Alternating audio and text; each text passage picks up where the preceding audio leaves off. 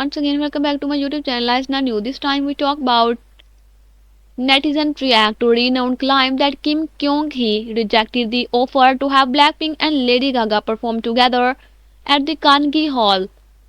Claim the South Korea First Lady Kim Kyung Hee rejected an offer from Blackpink and Lady Gaga to perform together at the historic Carnegie Hall in New York City has resurfaced online.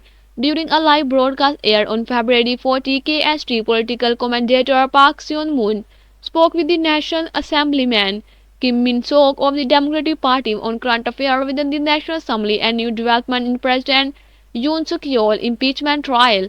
Here Park Seon-moon raised the accusation the First Lady Kim Kyung-hee had rejected an offer from the United States to have Blackpink and Lady Gaga perform together at the Carnegie Hall as a part of the President Yoon Suk-yeol visit to the US in April of 2023.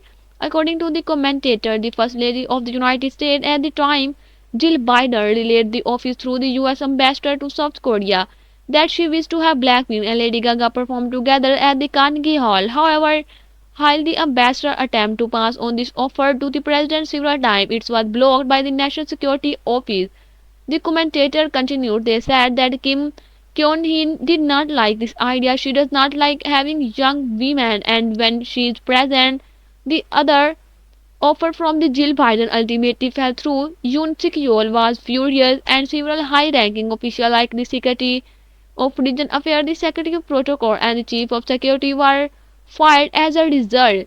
And in fact, a report about the rejected offer and made headlines sometime last year as well. According to the report, Jill Biden and suggested the performs to commentate both Yoon Suk-yeol and the Kim Kyung-ho US visit and the South Korea US summit, which occurred from the April 24-30, 2023.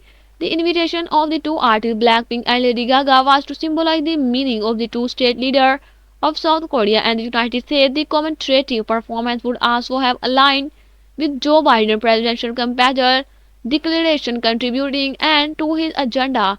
However, because the United States never received a response to the suggestion, the performance was never released.